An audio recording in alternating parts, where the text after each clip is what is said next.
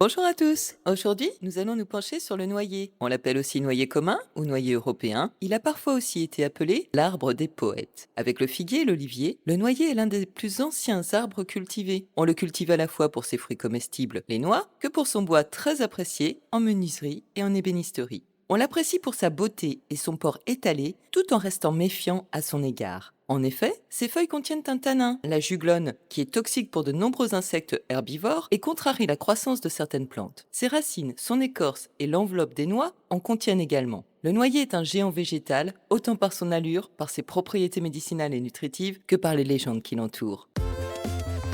Le noyer commun, Juglans regia, appartient à la famille des Juglandacées. Le noyer est originaire des régions tempérées d'Asie centrale, notamment des régions qui correspondent aujourd'hui à l'Iran, au Caucase et à l'Asie mineure. Il a été cultivé depuis l'Antiquité pour ses fruits et son bois précieux, essentiellement dans l'hémisphère nord. C'est un arbre de grande taille, robuste, à feuilles caduques. Il peut mesurer de 25 à 30 mètres de hauteur. Il préfère les sols riches et bien drainés et a besoin d'une exposition ensoleillée. Le noyer est un arbre volumineux qui prend beaucoup de place et il vaut mieux le planter en isolé. Il supporte mal la concurrence des autres plantes qui elles-mêmes sont sensibles à la juglone qu'il sécrète. En France, on trouve aussi le noyer noir, Juglans nigra, qui est un arbre des forêts à climat tempéré. On trouve le noyer noir le plus souvent le long des cours d'eau, car il est très sensible à la sécheresse. Sa noix est également comestible, elle a une chair douce, épicée et aromatique. Elle est enfermée dans une coque extrêmement dure, qui lui a valu le surnom de noyer de fer. Le noyer noir a une croissance plus rapide que le noyer commun, et il est aussi un peu plus grand. Il peut atteindre une hauteur de 50 mètres. Son écorce est plus foncée et profondément sillonnée de creux brun rougeâtre. Le bord des feuilles du noyer noir est finement denté. Mais revenons à notre noyer commun. Il a un tronc droit et large. Sa cime est large et touffue et ses branches sont très ramifiées. Son écorce est grise, claire, rugueuse, avec des crevasses qui s'approfondissent avec l'âge. Ses feuilles sont glabres et de grande taille. Elles sont opposées, composées, pennées, avec 5 à 9 folioles lancéolées à bord lisse. Elles sont longues, elles peuvent mesurer de 30 à 50 centimètres. Elles sont vert foncé sur le dessus et plus claires en dessous. Elles dégagent une saveur aromatique quand on les froisse, due à la présence d'un tanin, l'hydroxyjuglone. Le noyer est monoïque. Au printemps, il porte à la fois des fleurs mâles, sous la forme de chatons pendants verts, et des fleurs femelles plus petites, vertes également, regroupées sous forme de grappes. La floraison a lieu en avril-mai. Ses fruits sont les noix. Elles sont enfermées dans une coque verte qui se durcit au fur et à mesure de la maturation. Cette coque devient marron à maturité, puis sèche, pour révéler la noix dure à l'intérieur avec ses fameux cerneaux comestibles. Un noyer peut produire environ 55 kg de noix sèches par an. Le noyer commence à donner des noix au bout de 10 à 15 ans et jusqu'à ses 70 ans, mais il vit en moyenne jusqu'à 150 ans. Le système racinaire est puissant et profond, ce qui lui permet de résister au vent fort et à la sécheresse et de s'ancrer fermement dans le sol. En Dordogne, à côté de Terrasson, on a retrouvé des traces de coques de noix datant de 17 000 ans dans des lieux d'habitation de l'homme de Cro-Magnon. Le noyer s'est rapidement répandu en Europe grâce à sa culture progressive dans tout l'Empire romain. Les Grecs et les Romains considéraient la noix comme un aliment des dieux. Le nom du genre Juglans provient du latin Jovis glans, signifiant gland de Jupiter, en référence à Jupiter, le dieu romain du ciel et de la terre. En Grèce, le noyer était dédié à Perséphone, la déesse des enfers et du monde souterrain, soulignant ainsi son lien avec l'invisible et le lien entre les deux mondes.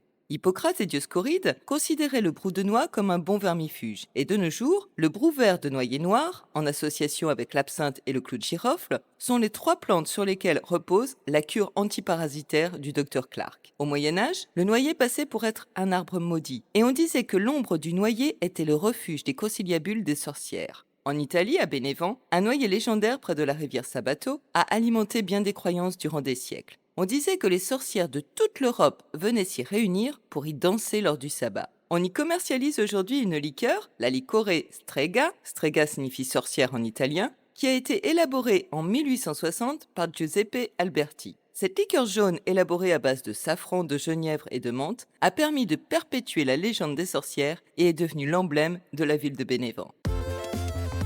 Le noyer a des propriétés astringentes et toniques, surtout dans ses feuilles et le brou vert des noix. Elles sont utilisées pour traiter les problèmes digestifs, notamment les diarrhées légères, et par ailleurs, elles stimulent l'appétit, régulent la glycémie et soutiennent le système immunitaire. Le noyer a des propriétés vermifuges. Le brou des noix est utilisé pour éliminer les parasites intestinaux, notamment les oxyures et les ascaris. Le noyer a des propriétés antiseptiques et cicatrisantes. En usage externe, les feuilles et le brou de noix sont utilisés en infusion ou en décoction pour traiter diverses infections fongiques et bactériennes et pour soigner les affections cutanées telles que l'eczéma et le psoriasis. Le noyer a des propriétés anti-inflammatoires. L'huile de noix est utilisée en application topique pour apaiser les douleurs articulaires et musculaires. En usage interne, elle aide à réduire les inflammations du système digestif et à protéger les muqueuses. Enfin, le noyer a des propriétés antioxydantes. Les noix sont très riches en antioxydants qui permettent donc de ralentir le processus de vieillissement.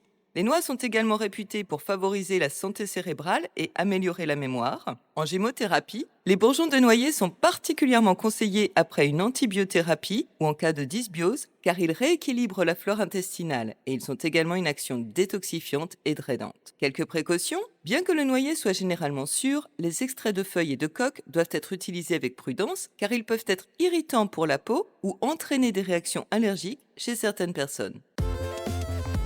Le noyer est principalement cultivé pour ses noix. Les noix sont riches en acides gras essentiels, les fameux oméga 3 et oméga 6, qui sont bénéfiques pour le cœur et la circulation sanguine. Les noix contiennent aussi de la mélatonine, une hormone chargée de réguler le sommeil. Il est donc tout à fait judicieux de consommer quelques noix au repas du soir. Elles sont également une excellente source de protéines végétales et de fibres. Elles sont une excellente source de vitamines, notamment de vitamine E et de vitamines du groupe B, et également une bonne source de minéraux comme le magnésium, le cuivre, le potassium ou le fer. En France, on produit la noix de Grenoble et la noix du Périgord. La noix de Grenoble a été le premier fruit à bénéficier d'une appellation d'origine contrôlée en 1938. Elle est produite dans 3 départements, l'Isère, la Drôme et la Savoie, et elle fournit environ 30% de la production française. Et bien sûr, la noix du Périgord, qui a reçu son appellation d'origine contrôlée en 2002. Elle est produite dans 4 départements, la Dordogne, le Lot, la Corrèze et la Charente. Elle fournit environ 37% de la production de noix française. Les noix sont couramment utilisées dans une grande variété de plats, des salades aux pâtisseries, on peut en faire des gâteaux, des tartes, des biscuits. Elles peuvent évidemment être consommées seules comme une collation saine ou bien ajoutées à des salades pour leur texture croquante et leur goût légèrement amer. L'huile de noix est obtenue par pression à froid des cerneaux. De faible rendement, elle est plutôt chère. Il faut 4 kg de noix sèches pour obtenir 1 kg de cerneaux. Et ensuite, le pressage à froid d'1 kg de cerneaux de noix donnera environ un demi-litre d'huile de noix. On utilisera cette huile dans des vinaigrettes, des sauces et pour assaisonner les plats froids parce qu'elle ne tolère pas la cuisson. Enfin, on confectionne des liqueurs et des vins avec les feuilles de noyer, avec les noix ou encore avec le brou de noix. La récolte des noix se fait en automne, lorsque les coques commencent à se fissurer et que les noix tombent naturellement au sol entre la mi-septembre et la fin octobre. Il est important de récolter les noix rapidement avant qu'elles ne soient trop exposées à l'humidité ou aux insectes pour éviter la dégradation du fruit. Après la récolte, si on veut les consommer fraîches, il faut ôter le brou des noix et nettoyer la coquille. Mais on peut aussi les faire sécher en les étalant d'abord plusieurs jours dans un endroit sec et aéré sans qu'elles se touchent. Ensuite, au bout de quelques jours, on retire le brou lorsqu'il est complètement sec et on nettoie les coquilles pour que les noix puissent se conserver longtemps. Enfin, on met ces noix à sécher dans un endroit sombre, bien ventilé et à l'abri de l'humidité, et il faut remuer de temps en temps pour uniformiser le séchage qui va durer entre 3 et 6 semaines. Avec leurs coquilles, les noix se conservent entre 6 et 12 mois. Les feuilles de noyer sont récoltées au printemps et en été avant qu'elles ne deviennent trop âgées afin de préserver leurs propriétés médicinales. On récolte aussi les coques vertes des noix avant qu'elles ne durcissent, en même temps que les noix. Elles doivent être traitées rapidement car elles se dégradent vite. Pour faire du vin de noix, il faut récolter le brou des noix lorsque la coque n'est pas encore formée, c'est-à-dire généralement avant le 14 juillet.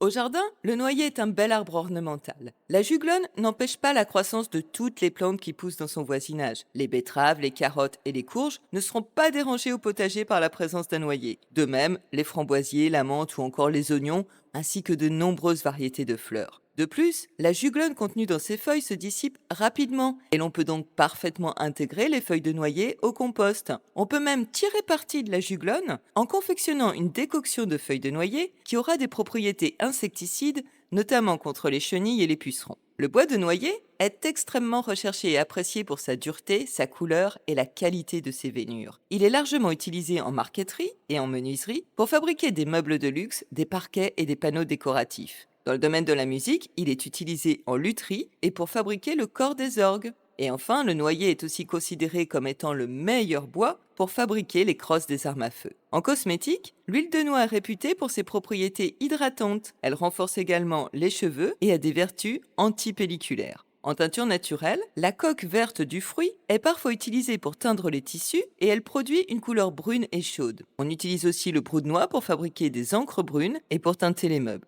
Pierre Soulages, le peintre contemporain qui avait pour spécialité de peindre des tableaux en noir et blanc, a souvent utilisé le brou de noix comme matériau. Il disait qu'il appréciait sa puissance de couleur, à la fois sombre et chaude, et qu'il aimait aussi que ce soit une matière banale et bon marché. Toutes sortes de croyances populaires sont liées au noyer. En France, autrefois, on jetait les coques de noix dans le feu pour éloigner les sorcières. En Italie, on offrait des noix aux jeunes mariés pour attirer la chance et la fertilité sur leur union.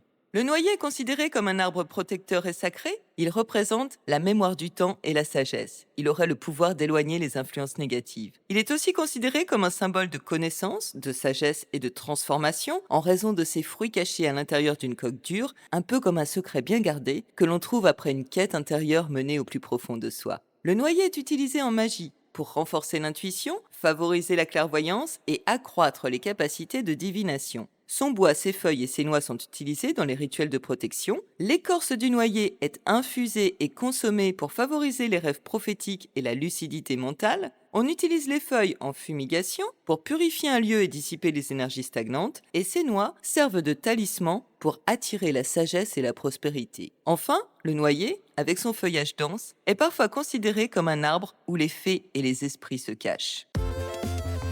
Bref, le noyer est un arbre précieux en médecine naturelle comme dans nos assiettes. Consommer des noix est un choix sain et bénéfique, d'autant plus que l'on peut facilement les intégrer à un régime alimentaire puisqu'on peut tout aussi bien les consommer seuls que dans des préparations salées ou sucrées. En santé naturelle, le noyer offre toute une panoplie de bienfaits à travers ses feuilles, son écorce, ses bourgeons, ses noix et leur enveloppe, ainsi qu'à travers l'huile tirée de ses noix. Rien ne se perd dans le noyer. Enfin, le noyer est un arbre chargé de légendes et de symboles, considéré tantôt comme un arbre maudit, tantôt comme un arbre protecteur. Arbre de la connaissance et de la sagesse, le noyer a encore sans aucun doute bien des secrets à nous révéler. D'ailleurs, des recherches sont en cours pour explorer les vertus thérapeutiques de la noix dans le traitement de la démence et de la maladie d'Alzheimer. Affaire à suivre. Si vous avez apprécié et aimé cette vidéo, pensez à liker et à partager le lien pour faire connaître cette chaîne et bien sûr à vous abonner. Vous pouvez retrouver les recettes et cette fiche plante sur le site de la petite musique dans la forêt.com, dont le lien figure en barre de description, et tous les commentaires sont les bienvenus, qu'il s'agisse d'apporter des précisions, de formuler des appréciations ou de poser des questions.